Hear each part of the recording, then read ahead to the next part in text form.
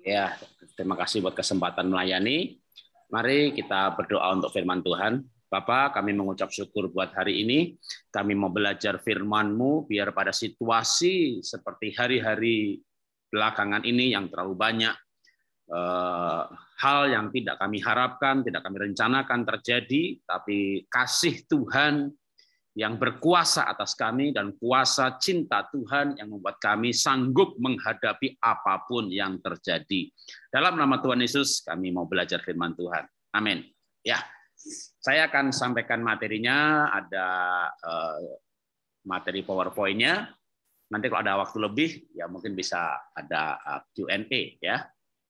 Saya akan share screen sebentar. Ya, kita akan berbicara hari ini mengenai kuasa cinta ya. Saya bukan dokter ya, tapi dokter.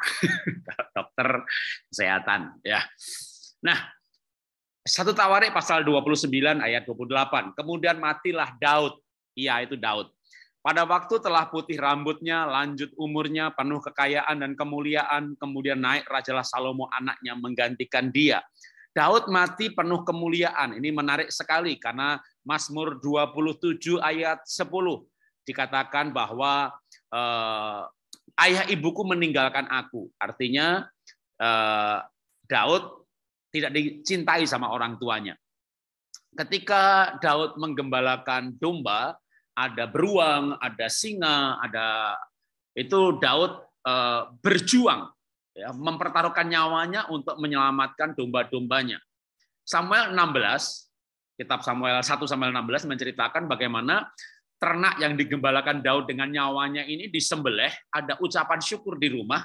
Nabi Samuel, nabi paling besar pada zaman itu, kayak ketua sinode datang ke rumahnya, ayahnya Isai, dan ternaknya disembelih, pesta makan, Daud nggak diundang makan.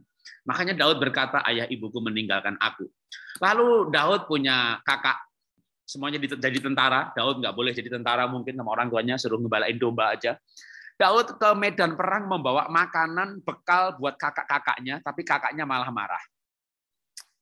Lalu Daud, singkat cerita, mungkin hidup susah gitu ya, dengar sayembara mengalahkan Goliat jadi mantu raja. Waduh, hidup susah lebih baik berperang melawan Goliat, mati masuk surga, kalau hidup ya jadi mantu raja. Anda baca di Alkitab, nanti di hari pernikahan dengan Merab yang disayembarakan itu, yang dinikahkan itu Adriel, bukan Daud. Anda bisa bayangin sudah bermimpi-mimpi mau menikah, sudah persiapan menikah, sudah bayangin menikah, calonnya sudah ada. Di hari pernikahan bukan Anda yang diberkati. Itu dialami Daud. Betapa hidupnya penuh dengan, kalau mau bilang, kepahitan. Ya. Lalu akhirnya Saul berkata, ya boleh Daud mau menikah, tapi bukan dengan Merab. Karena Merab dikasih ke Adriel. Pada hari pernikahannya, Alkitab menulis begitu. Maka Saul memberikan Merab kepada Adriel, orang Mehola itu. Ya. Akhirnya Daud menikah dengan Mikal. Tapi ada mas kawin tambahan. Jadi Saul ini mertua yang gonta-ganti pendapat, minta mas kawin melulu gitu ya. Jadi kalau Anda punya mertua seperti itu Alkitabiah. Maksud saya seperti cerita di Alkitab gitu loh ya. Habis itu mau dibunuh lagi sama mertuanya. Waduh, ceritanya panjang sekali sampai mau dikudeta anaknya. Lalu tertulis, lalu matilah Daud penuh masalah, stres, stroke, depresi, bunuh diri. Tidak. Daud masalahnya banyak sekali, tapi Alkitab menulis matinya penuh kemuliaan. Kenapa dia begitu kuat menghadapi hidup ini? Karena Mazmur 26 ayat 8 berkata, aku cinta rumah kediamanmu. Aku cinta rumahmu. Mazmur 69 ayat 9. Artinya Daud cinta Tuhan. Kalau kita tidak cinta Tuhan, mungkin sekarang ini, wah, hidup saat ini kalau kita nggak cinta Tuhan, Bapak Ibu, ya berat sekali karena masalahnya luar biasa. Tidak terjadi pada era-era sebelumnya. COVID kan bukan cuma COVID gitu ya. Memang COVID, Alpha datang, Delta pergi, Delta hampir surut. Waktu itu ada Lambda dan Kappa yang tidak terlalu heboh ya. Lambda dan Kappa itu kayak COVID tapi ditambah dengan simptomnya kayak orang cacar, ada bintik-bintik merah dan mencret. Nah, anak saya itu terkena itu ya. Delta diiringi Lambda dan Kappa. Itu hampir reda, Omikron datang. Dan sekarang kita mendengar di Inggris dan juga di beberapa negara lain ada Son of Omicron. Dan ini bukan cuma soal kesehatan, karena saya kemarin 2 minggu lalu pelayanan ke Mangga 2 yang luar biasa hebatnya. Pada zaman dulu orang betapa bangganya punya kios di Mangga 2. Ibadah jam 10 sampai jam 12, selesai ibadah. Mungkin ada 5.000 kios kali ada ya, yang buka paling 10. Itu pun yang dekat-dekat pintu gerbang, sama yang di lobi mendekat ngadep parkir ya buat kios makanan. Sudah tidak bisa dibanggakan lagi, bahkan kalau mungkin dulu beli kiosnya masih menyewa, masih mencicil, sekarang menyicil dan nggak ada pemasukan. Dan itu bukan cerita Mangga 2, ada juga Tanah Abang, ada ITC, ada mall, ada berbagai usaha yang tutup, bangkrut, bahkan termasuk usaha saya, IVA, MLM IVA, dahsyat, namanya IVA dahsyat, nggak dahsyat lagi, kena COVID, bangkrut juga kami 2019, dan utang 17 miliar. Untung kongsi saya baik, sehingga dia talangi dulu utangnya, kita hitung-hitungan belakangan. Akhirnya kami jual aset senilai 128 miliar, hanya dijual 22 miliar saja, yang penting nggak ada utang. Nah, dampak seperti ini kalau nggak cinta Tuhan, waduh, Pak Jarod rugi ratusan miliar begitu, nggak stres, muka senyum, antusias. Kalau saya nggak cinta Tuhan, mungkin saya setruk seperti orang-orang lain yang ruginya nggak sampai di atas 100 miliar, mungkin ditipu ratusan juta aja udah keliengan gitu. Kita di atas 100 ruginya. Itu tahun 2019, 2021 rugi lagi di atas 100. Tegar gitu ya. Ya karena saya punya obsesi hidup melayani Tuhan. Waktu saya bangkrut saya tegar. Waktu istri saya, anak saya kena COVID, saya nangis. Saya nangis di hadapan Tuhan.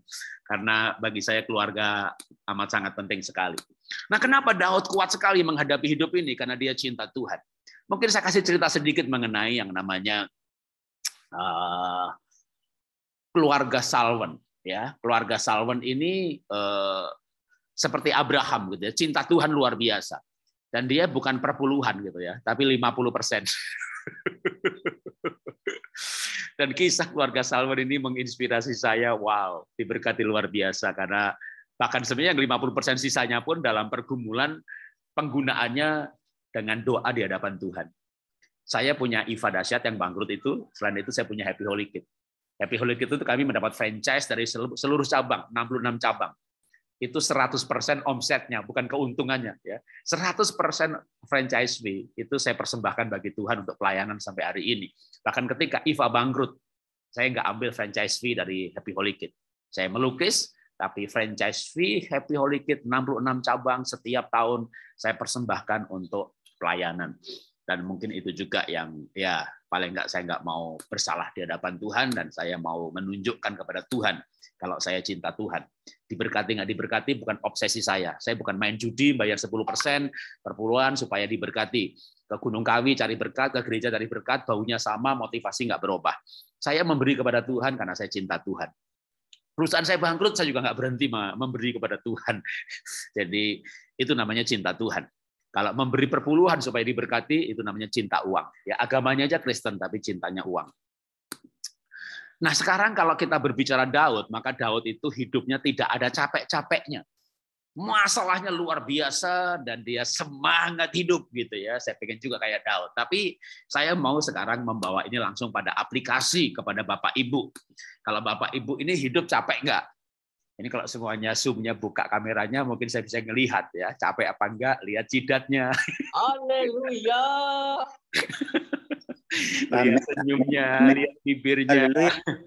Ya, jadi capek hidup apa tidak, nggak usah angkat tangan, nggak usah raise hand gitu ya. Kalau Anda capek hidup, dengar firman Tuhan.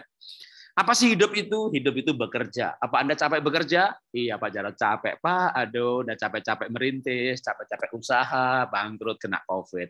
Udah capek-capek, Pak, saya ini, aduh, saya pikir udah mau onsite, Pak. Ya, kemarin sekolah dibilangin onsite gitu, tapi mejanya nggak boleh yang kalau dulu kan ini ngomong playgroup ya, kami punya meja itu yang bentuknya melingkar-melingkar gitu loh. Jadi anak-anak itu bisa akrab, wah bentuknya itu nggak klasikal gitu ya. COVID datang nggak boleh. Jadi sekarang sekolah udah mulai lagi. Tapi mejanya harus yang menghadap ke depan semuanya. Antar meja dikasih sekat. Waduh, beli meja baru ya kan. Sudah beli nggak jadi onsite.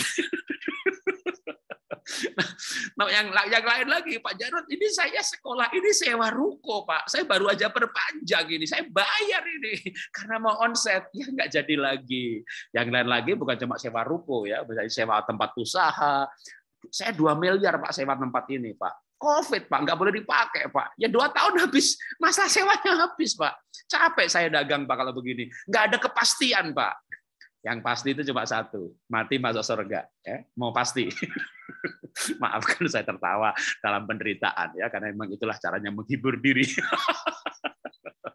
Bukan menghibur diri, tapi dengan nilai-nilai firman Tuhan kita bisa bersuka cita apapun yang terjadi. Memang dunia ini nggak ada yang pasti. Yang pasti cuma satu, Tuhan. Amin, amin. Nah, kembali lagi, kalau capek bekerja memang bisa bikin capek karena ditipu orang, karena bangkrut, karena COVID, karena nggak ada kepastian. Tapi saya mau belajar di Yakub yang bekerja 7 tahun, rasanya beberapa hari karena dia cinta Rakel. Cinta membuat Yakub, Kejadian 29 ayat 20. Bekerja karena cinta, maka semangatnya luar biasa. Nah, saya mau kesaksian bahwa ini bukan rumah saya gitu ya, tapi hanya ilustrasi saja bahwa saya pernah 2 tahun tinggal di tempat pinggir Sungai Ciliwung waktu saya kuliah di Bogor lalu pindah ke Dermaga. Waktu saya merantau ke Jakarta juga saya tinggal di pinggir kuburan Kuningan Jakarta. Kontraknya hanya 450.000 untuk 6 bulan. 450.000 untuk 6 bulan. Waktu itu dolar 2.000. Memang 450.000 juga nggak murah, tapi juga nggak mahal. Dalam arti teman-teman saya sarjana, suami istri, bekerja, itu kontrak rumah di Jakarta 15 juta, tahun 90. Nah, saya 450.000 6 bulan, berarti 900.000 untuk setahunnya. Dapatnya pinggir kuburan, lompat parit, kebun pisang, mentok pagar, baliknya kuburan, saya tinggal di situ. Nah, lalu dalam keadaan yang sangat, ya, hidup dari bawah ini, kami menabung, dan 9 tahun kemudian singkat cerita kami kebakaran. Yang kami kumpulkan, bukan 9 ya, 12 tahun. Yang kami kumpulkan selama 12 tahun habis hanya dalam 2 jam terbakar saat kami pelayanan, ya, dan rumah ini tidak kami asuransi. Jadi hidup dari bawah, kerja ke Jakarta, nabung, beli rumah kecil, nabung lagi, beli rumah 2 sebelahnya, jadi 2 digabung, nabung lagi, 2-duanya dijual, beli yang lebih gede, nabung lagi, lalu beli yang besar banget tadi, nabung lagi, renovasi, lalu setahun kemudian terbakar habis. Jadi kalau ngumpulnya 12 tahun, lalu terbakar habis dalam 2 jam habis, kebakaran habis. Pemadam kebakaran datang terlambat dan tidak diasuransi. Lalu singkat cerita, waktu itu pun kami belajar untuk cinta Tuhan. Kami belajar untuk tidak menangisi yang hilang. Terlalu banyak yang hilang dalam hidup saya. Saya banyak mengalami kehilangan dalam hidup ini. Tapi saya juga mengalami banyak sekali berkat Tuhan. Kepala saya belum hilang, tangan saya belum hilang, iman saya belum hilang, pengharapan saya belum hilang. Waktu kebakaran lucu saya juga belum hilang. Amin. Ketawa saya belum hilang, ya. Dan yang pasti saya nggak pernah kehilangan pelayanan. Haleluya. Nah, amin. Singkat cerita, 12 bulan, 1 tahun setelah kebakaran, cukup lama ya. 1 tahun kemudian ini foto yang paling bawah ini 2 hari setelah kebakaran, kami foto sekeluarga, tetap wajahnya berseri-seri. Lalu setahun setelah kebakaran saya gambar atasnya itu bisa bangun rumah baru hanya dalam 12 bulan. Dulu 12 tahun dicari lalu habis. Tapi diberkati Tuhan sehingga nggak perlu 12 tahun tapi 12 bulan bisa dapat rumah baru. Itu juga diantaranya selain berkat Tuhan, bagian kita itu rajin bekerja seperti Yakub. Bergairah bekerja. Jadi kita belajar seperti Yakub, ya, mengerjakan yang kita cintai, mencintai yang kita bekerjakan, bekerja untuk yang kita cintai. Tapi intinya adalah kita harus bekerja dengan cinta. Karena kalau hari-hari ini kita nggak punya cinta Tuhan, terutama ya cinta yang bukan cinta eros atau cinta Valentine gitu ya, tapi cinta Tuhan. Saya punya kongsi, kita sering berbincang-bincang mengenai nilai hidup. Dan kami berkata, ya, filosofi perusahaan kita ini kayak gereja yang kita gembalakan gitu. Saya bilang begitu kalau kepada kongsi saya. Jadi melalui perusahaan ini kita mengajarkan nilai-nilai kejujuran, kita mengajarkan tujuan hidup. Maka banyak pegawai saya ya yang setelah kami bangkrut, bahkan sebelum bangkrut beberapa mengundurkan diri. Mantan-mantan pegawai saya itu ada yang jadi pendongeng anak-anak, KKR anak-anak, pelayanan anak-anak, ada yang jadi hamba Tuhan, ada yang jadi sekarang juga jadi gembala, tapi itu anak buah di kantor perusahaan ya, bukan kan saya nggak mengembalakan gereja. Jadi anak buah saya di kantor perusahaan yang jualan sepatu, baju itu, lalu Happy Holy Kid yang bikin film. Lalu mereka mengundurkan diri, singkat cerita beberapa tahun kemudian kadang ketemu saya lagi, kita foto bareng gitu ya. Saya senang dengan caption mereka waktu mereka posting di Instagram gitu ya. Ketemu Bapak Rohani. Jadi captionnya bukan ketemu mantan bos, tapi ketemu Bapak Rohani gitu, ketemu Bapak Rohani. Jadi mereka menganggap saya Bapak Rohaninya. Karena memang dalam perusahaan pun yang kami gembalakan, kami memuridkan anak buah menjadi anak-anak rohani.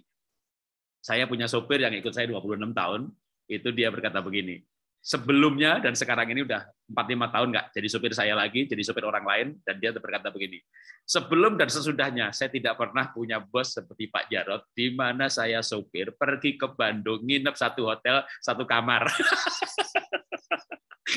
Ada nggak di sini bos? Yang kalau pergi keluar kota sama sopirnya nginep satu kamar. Sopir saya sampai waktu pertama kali tak ajak, lama-lama kan biasa ya. Pertama kali satu kamar, apa? Nggak usah Pak, nggak apa-apa. Karena bagi saya itu nggak ada yang namanya privacy. Ada orang kan ya satu kamar, apalagi jangan kan sama sopir, sama adik, sama kakak aja beda kamar ya, privacy. Saya itu kadang-kadang tergelitik gitu. Apa sih privacy itu? Mau lihat pornografi?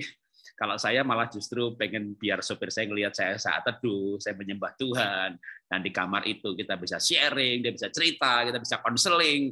Jadi seperti orang yang memuridkan, Tuhan Yesus makan bersama muridnya, naik perahu bersama muridnya, dan saya sopir aja tak ajak sekamar, apalagi manajer, pegawai, sales, pergi keluar kota sama saya, nginep satu hotel, pasti satu kamar dengan saya. Nah, itu saya karena saya bekerja dengan cinta, termasuk mencintai mereka yang bekerja untuk saya. Jadi cinta ini bisa dikembangkan, bekerja sesuai dengan passion-nya, bekerja untuk yang dicintai, dalam arti kita bekerja untuk anak-anak. Ya, kalau kita nggak punya cinta, kita capek bekerja. Nah, kalau kita berbicara kembali kepada Yakub, Yakub itu bekerja rajin karena cinta Rakel. Rakel itu pasangannya. Nah, kalau saudara cinta pasangan nggak? Iya Pak, sebelum menikah. Iya Pak, sebelum menikah cinta pasangan, sudah menikah Pak, lihat muka suami kayak Herodes gitu Pak. Kalau saya lihat istri saya Pak, darah tinggi saya naik Pak, itu mukanya kayak tukang tagih gitu loh Pak. Kayak debt collector. Nah, kenapa Pak lihat istri kok kayak tukang tagih, nagih duit terus ya, minta duit terus ya. Debt collector itu minta kan cuma sesuai dengan tagihan Pak. Kalau istri itu diminta semuanya ya Pak.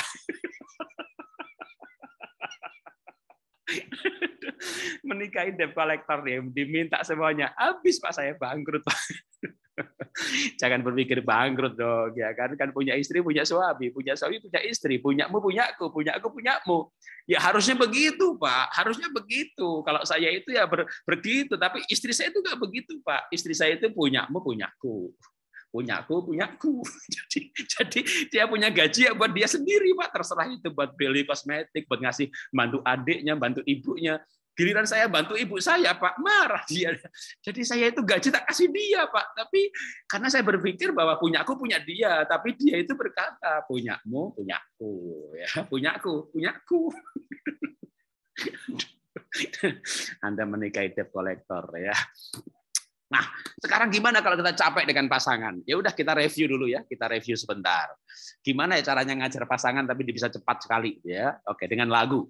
Saya berikan ilustrasi lagu untuk lagu ini mengilustrasikan kehidupan pernikahan yang mungkin lagi capek dengan pernikahan. Kita mengulang sejenak dulu pada waktu sebentar. Pada waktu kita pacaran dulu. Waktu Bapak Ibu pacaran dulu, kalau kehidupannya dinyanyikan lagunya apa? Jatuh cinta padanya. Wih, orang jatuh cinta nyanyi lagu itu terus ya. Sebetulnya nyanyi hari Sabtu pagi nih, ku mau di sana. Wih, berangkat apel. Sampai di rumah pacarnya ganti lagu. Ku mau tetap di sini. Aduh, hadirat pacar itu luar biasa nikmatnya. Udah singkat cerita bulan madu. Wih, lagunya berubah ketika menikah bulan madu. More, I want more. Saya mau lagi. Itu namanya orang bulan madu. Ini yang belum menikah makin pengen menikah. Tapi hanya dalam 3 tahun, jangan 3 tahun. 1 tahun menikah sudah layangan putus.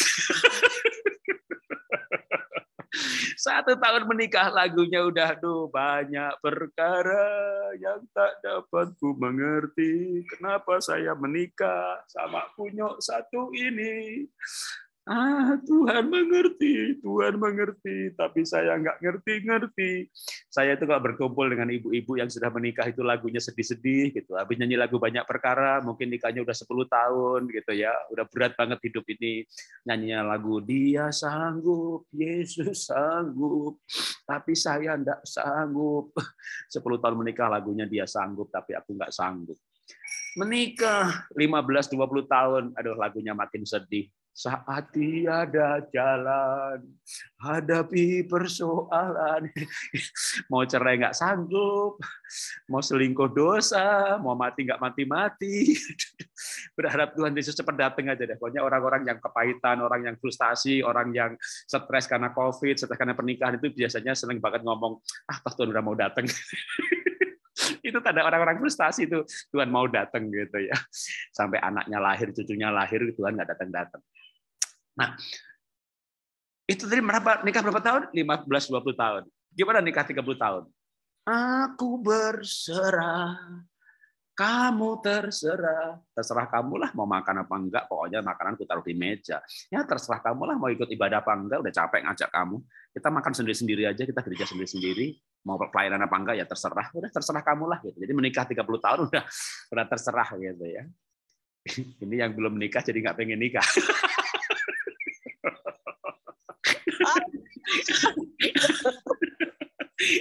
Begitu ya Pak Jarod pernikahan. Aduh, kalau gitu saya nggak mau nikah deh. Tunggu. Saya menikah 32 tahun. Istri saya pernah ditanya, Bu, istri saya namanya Esther. Bu Esther, kalau Ibu Esther lagunya apa? Ku mau selalu bersyukur, bab cintamu padaku tak pernah berubah, Cela. Kami menikah dan bahagia. Lihat wajah saya, ada tanda-tanda penderitaan gitu ya. Saya umurnya 60 tahun masuk, ya 59 lebih. Umurnya masih kayak orang 45 kan. Ya, memang dites umur biologis baru 45 karena kami bahagia. Nah, jadi menikah itu tidak semuanya menderita, ada juga yang bahagia. Lalu gimana caranya kita bisa menikah bahagia? Ya, kita belajar dari Yakub bahwa dia mencintai Ribkah. Sama juga Iska, kita belajar dari Iska. Iska monogami di Alkitab. Dia tidak menikah lagi.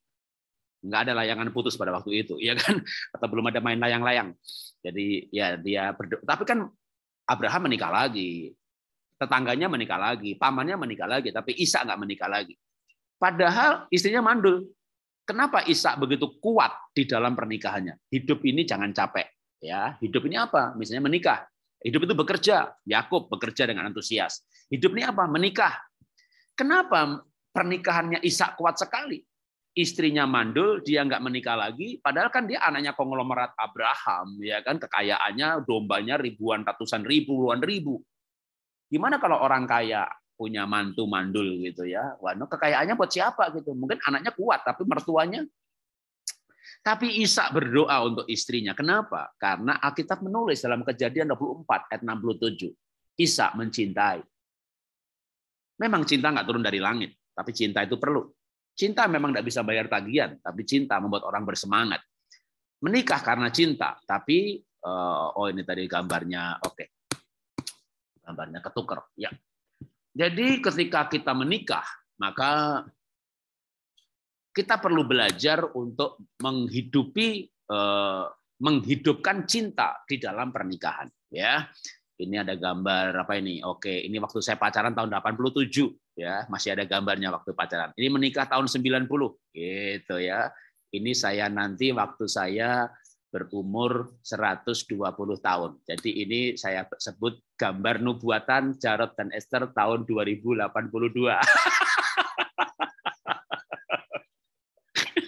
Nanti tahun 82 gambar saya begini, kan saya tahun 82 berumur 119. Jadi saya nanti akan meninggal di 2083 gitu. Gimana Pak kalau meninggal sebelumnya? Ya nggak apa-apa juga, kan ketemu Tuhan. Tapi saya nggak pengen cepat-cepat mati. Oh, di dunia bahagia kok ya.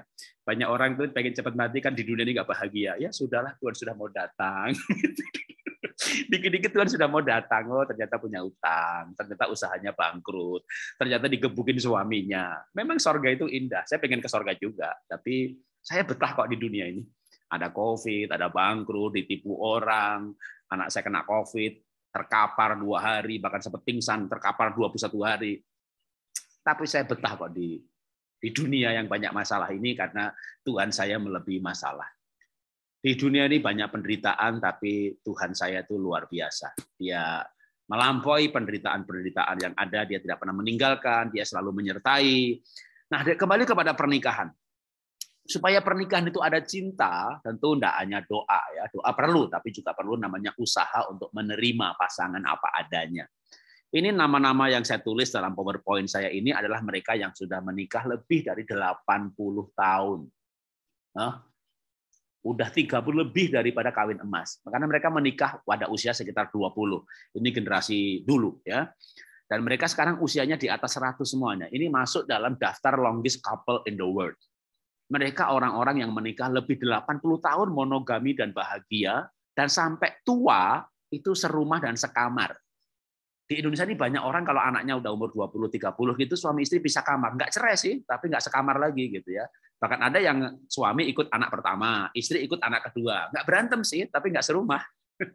Nggak berantem sih, serumah tapi nggak sekamar, makan sendiri-sendiri, meja sendiri-sendiri gitu ya, nggak saling ngomong gitu, kayak dua setan serumah aja gitu. Nah, ini adalah pasangan-pasangan yang mereka menikah 80 tahun dan pada masa tua mereka sekamar.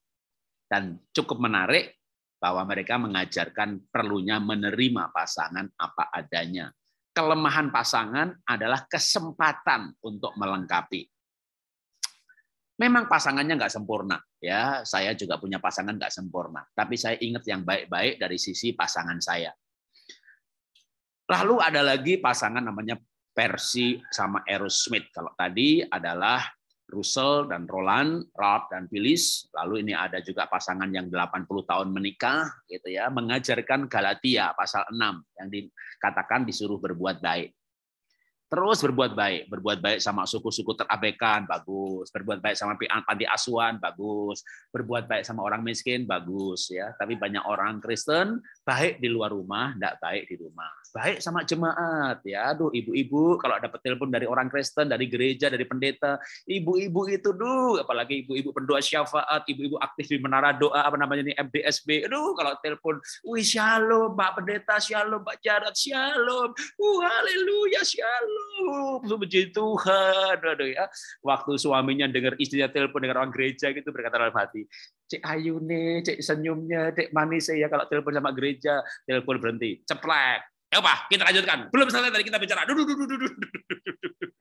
Suaminya kaget, setannya balik lagi. Ada juga bapak-bapak, bukan cuma ibu-ibu ya. Aduh, sama gereja murah hati, nyumbang sana nyumbang sini, sama istri pelitnya minta ampun. Nah ini kan aneh, bapak ibu ya. Bapak ibu di gereja berapa tahun sih? Bapak ibu pindah kota, pindah gereja loh. Bukan saya ngajarin pindah gereja, tapi bapak ibu pindah pekerjaan ganti bos loh. Kenapa bapak hormat sekali sama bosnya?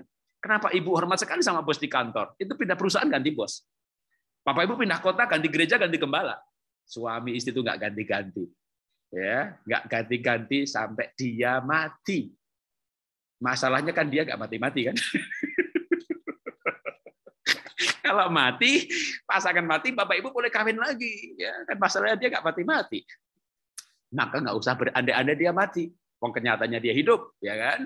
Berandai-andai saja bagaimana menumbuhkan cinta, membangun cinta. Dan kita belajar dari mereka-mereka yang sudah menikah cukup lama.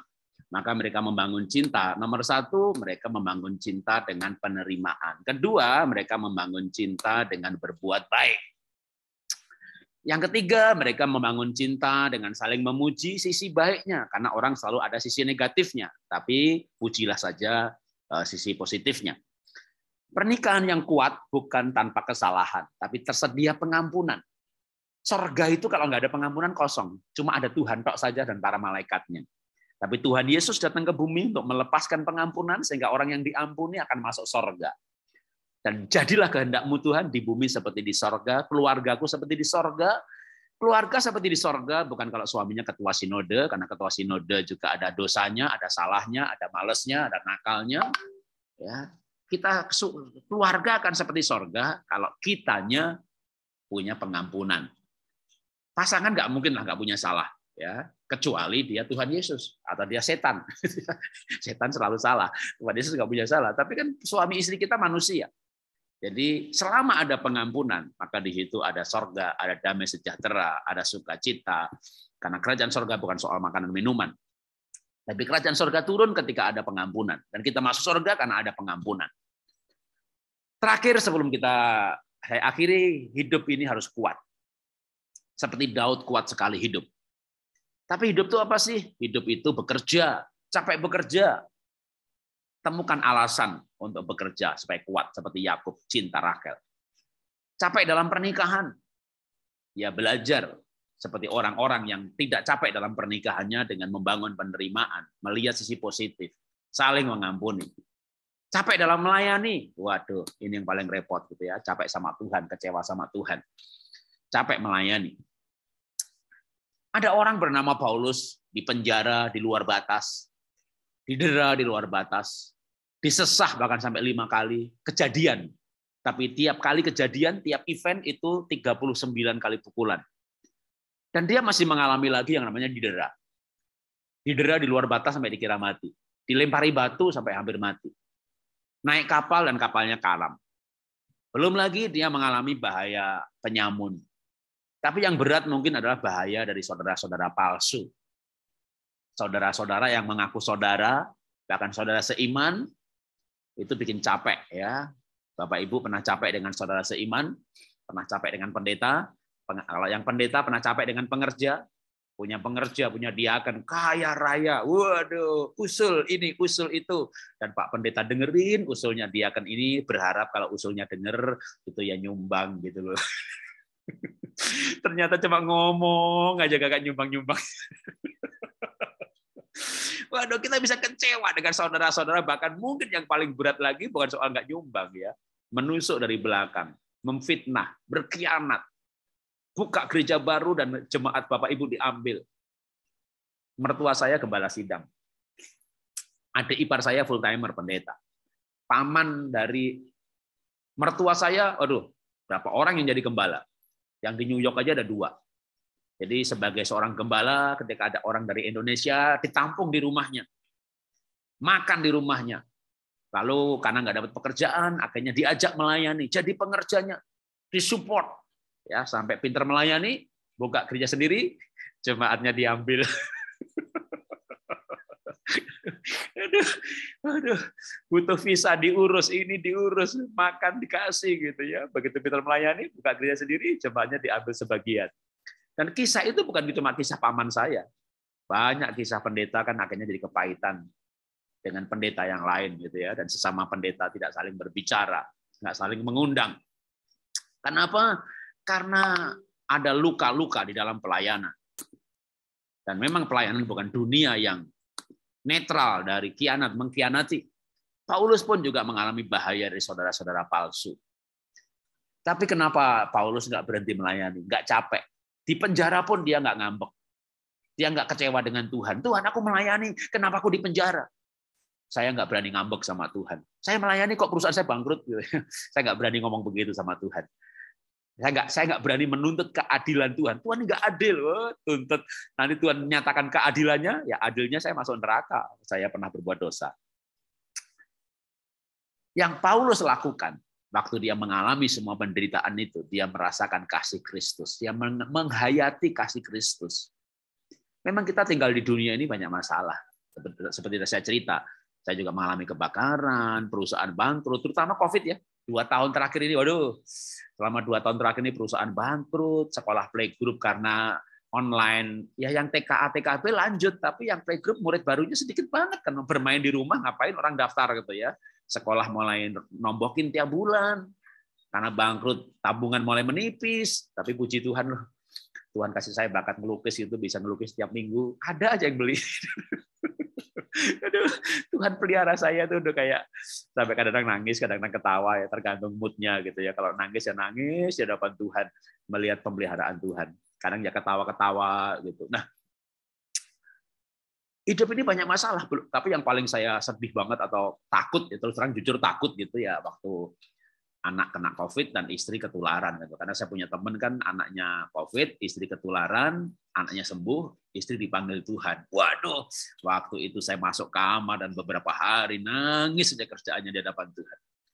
Tapi saya nggak capek hidup tuh. Jujur saya nggak capek. Saya cuma berkata, Tuhan, saya mau hidup ini melayani Tuhan. Saya tidak akan capek melayani. Apapun yang terjadi, saya nggak akan berhenti melayani Tuhan.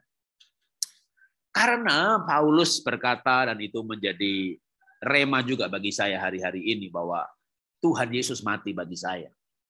Tuhan Yesus menyelamatkan saya. Saya orang berdosa, saya orang najis, saya orang cemar. Dulu berpikir jahat melulu. Udah miskin, jahat lagi. Saya dulu orang miskin, Bapak Ibu, waktu kecil jualan es lilin, gitu ya. Orang tua, nggak punya rumah, jagai tanahnya orang lain. Karena miskin, jadi saya benci sama orang kaya. Nah, kebetulan yang kaya itu kan Kristen sama Cina. Makanya tahun 81 ya, 81. Kalau di Jakarta kan 98 ya, kerusuhan lalu menyebar kemana-mana. Di Solo tuh 81, toko-toko Cina dibakarin gitu. Ya kita ikut bakar-bakar gitu. Saya benci orang kaya, dan yang kaya itu Kristen dan Cina, dan saya bukan orang Kristen. Sebagai orang miskin, kalau saya punya tabungan celengan ya, nyelengin gitu, duitnya hilang gitu, atau barangnya hilang. Kita bilang begini, ini pasti diambil tuyulnya orang Cina ini. Orang miskin itu benci orang kaya, sirik. Jadi kita curiga di orang Cina pasti piara tuyul nih gitu. Untung loh saya lahir baru, kalau enggak mungkin jadi teroris kali. Karena saya lahir baru, waduh, hati saya berubah. Saya enggak benci lagi orang Cina. Sekarang saya bisa bilang orang Tionghoa, gitu ya. Hati saya berubah, mata saya ikut berubah, saudara. Wah, dulu hati saya benci orang Cina. Tapi begitu lahir baru, saya tidak benci lagi. Saya bisa berkata orang Tionghoa. Mata saya ikut berubah. Saya kebaktian di Bogor, ini cerita sedikit ya, tahun 83-84. Saya bertobat 82, waktu mau kuliah. 82 bertobat, 83-84 sering saya di GBI, tapi saya sering ke GSCA karena dipakai untuk kantornya presenter gitu ya.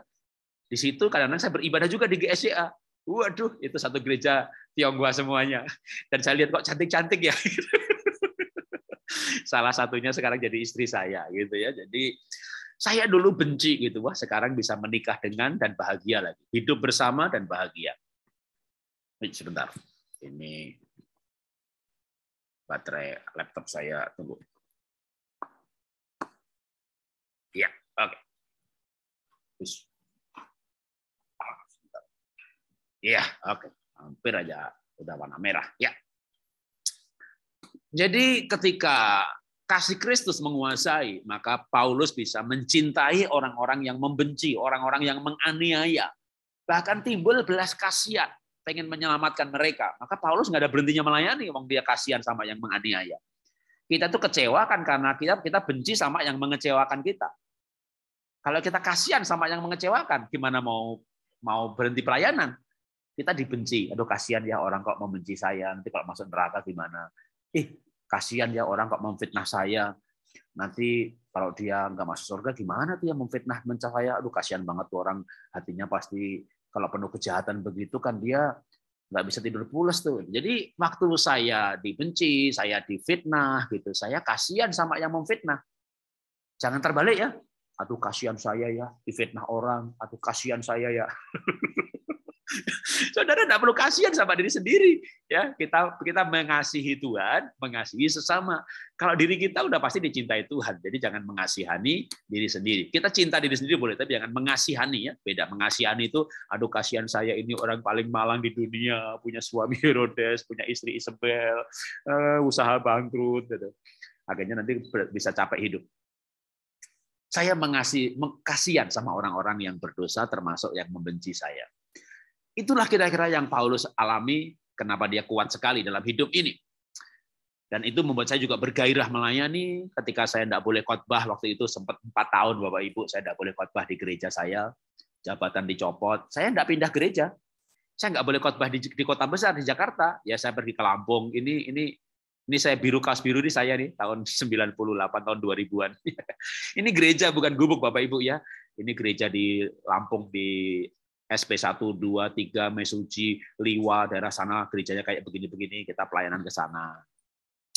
Saya nggak boleh khotbah di Jakarta, ya saya pergi ke NTT, ya, kunjungi panti asuhan, KKR, Pisoe, Niki-Niki, Niontes, Camplong, dari Kupang sampai ke Atambua itu 2 minggu saya jelajahi kota demi kota, pergi ke Papua sampai yang ujung-ujung sana masih itu yang pakai baju karena dapat pembagian baju dalam kunjungan sebelumnya.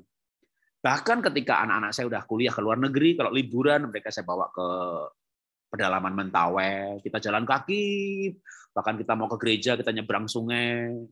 Itu kita lakukan belum lama ini ya, tapi ya sudah agak lama juga, tapi sebenarnya ini anak-anak saya udah gede-gede, udah pada yang 2 malah udah selesai kuliah, yang 1 masih kuliah, dan kita melayani Tuhan. Dan kalau kita ke daerah itu melayani Tuhan itu ya nggak ada mobil, angkot aja nggak ada, gembalanya aja nggak punya motor gitu ya. Kita jalan kaki sejauh mata memandang. Karena kita orang Jakarta biasa di mall ya, jadi kalau jalan kaki 20 menit, 30 menit itu ya udah mulai agak capek dan kepanasan, terutama panasnya itu. Lalu kita tanya sama yang mengantar, masih jauh nggak? Dekat Pak Jarod. Sejauh mana? Sedekat mana? Dekat kok, udah kelihatan itu loh. Itu bukit ya, kelihatan di baliknya. Mereka itu kalau udah kelihatan berarti dekat.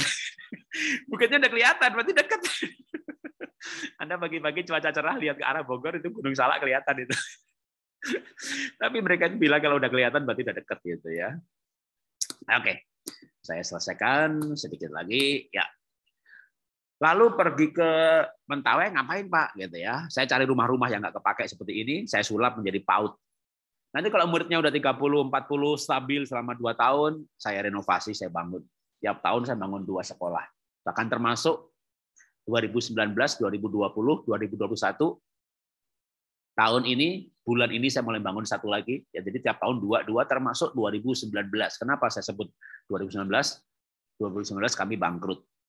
Tapi Tuhan tidak pernah bangkrut. Pelayanan saya tidak pernah bangkrut. Ketika saya bangkrut, orang-orang yang diberkati membantu pelayanan kami, termasuk anak-anak kami, sehingga kami terus membangun sekolah di pedalaman. Jadi kalau kita mengalami kecapean di dalam pelayanan, mungkin kita jauh dengan Tuhan. Orang yang dekat sama Tuhan nggak akan capek melayani, sekalipun mengalami masalah. Masalah saya nggak ada habisnya. Amin. Tapi kasih Tuhan juga nggak ada habisnya. Karena itu mari kita datang kepada Tuhan, supaya kasih kita diperbaharui, dan kita tidak akan capek-capeknya di dalam hidup ini. Mari kita berdoa. Tuhan, kami butuh kasih-Mu Tuhan. Biar kasih-Mu itu yang menggelora di dalam hati kami, sehingga belas kasihan Tuhan itu yang memenuhi hati kami ketika kami ditipu, ketika kami difitnah, ketika kami disingkirkan. Kami justru kasihan dengan mereka yang jahat. Kami tidak menangis karena sedih. Kami menangis karena lawatan Tuhan, kami menangis karena penyertaan Tuhan. Kami menangisi jiwa-jiwa yang jahat, termasuk yang jahat kepada kami. Kami tidak, Tuhan, untuk menangis karena mengasihani diri sendiri dan merasa sebagai orang yang malang di dunia ini. Kami orang yang beruntung karena dalam kami hidup, kami punya Tuhan. Kami orang yang sangat beruntung karena kami hidup, kami mengenal keselamatan. Kami orang yang sangat dianugerahi dan kami penuh cinta kasih, karena kami dicintai Tuhan. Kalau orang membenci kami, bencinya orang itu tidak seberapa dibanding cinta Tuhan yang kami rasakan. Karena itu kami tidak pernah sedih dengan dibenci orang, dijahati orang. Kami nggak pernah kehilangan yang sampai buat kami stres kalau kami kehilangan harta benda, kehilangan perusahaan, rumah terbakar. Karena kami punya harta yang tidak bisa dibeli oleh harta sebanyak apapun, yaitu kekayaan sorgawi, kekekalan, keselamatan kami, nilainya melebihi segala harta di dunia ini. Itulah yang membuat kami kuat hidup ya Tuhan. Kadang-kadang sebagai manusia kami tergoncang. Tapi saat kami tergoncang, kami kembali mencari pegangan firman-Mu. Kami mencari pegangan kekekalan. Saat kami sedih secara manusia karena anggota keluarga kami sakit, kami kembali mencari pengharapan pada janji firman-Mu. Saat kami terguncang secara manusia karena yang kami rintis, bahkan kalau hamba-Mu ya Tuhan, IFA, perusahaan kami bangun dari tahun 92, hampir 30 tahun menjelang tahun 2000, perusahaan yang kami bangun selama 30 tahun harus bangkrut. Secara manusia tentu kami sedih, tapi kasih-Mu melampaui kesedihan kami. cinta-Mu ya Tuhan melampaui masalah kami. Kami segera bangkit, kami segera berpengharapan, bahkan kami segera melangkah, kami kembali menjadi berkat, kami kembali mencanangkan proyek-proyek pembangunan pedalaman, kami kembali menjadi alat Tuhan, dan kami bersyukur Tuhan untuk hidup yang istimewa sebagai hamba-hamba Tuhan. Kami mengucap syukur untuk penyertaan Tuhan yang terlalu kuat dalam hidup kami, sehingga dalam goncangan-goncangan yang ada, kami kuat karena penyertaan Tuhan. Kami tidak tahu apa yang terjadi di dunia masa depan. Yang kami tahu adalah Firman-Mu menubuatkan bahwa di akhir zaman akan ada permulaan penderitaan, akan ada permulaan kesusahan. Dan kami mungkin baru di ujung permulaan, dan kami juga tidak tahu apakah ini akhir zaman atau tidak. Kami tidak pernah berpikir Tuhan mengenai hal itu sebagai hal yang menakutkan. Yang kami pikirkan adalah Tuhan, kami dari hari ke hari kami berjalan dengan Tuhan. Dari hari ke hari kami menikmati kesempatan yang Tuhan berikan. Selama kami bernafas, kami hidup, kami melayani Tuhan, kami menyanyi, kami menyembah, kami bekerja dengan cinta, kami bekerja untuk sesama. Bahkan bukan dalam hal-hal yang bidang-bidang rohani, kami bekerja penuh pengabdian karena kami menikmati hidup kami. Terima kasih Bapak. Dalam nama Tuhan Yesus kami berdoa mengucap syukur. Amin. Tuhan memberkati. Saya kembalikan kepada pembawa acara.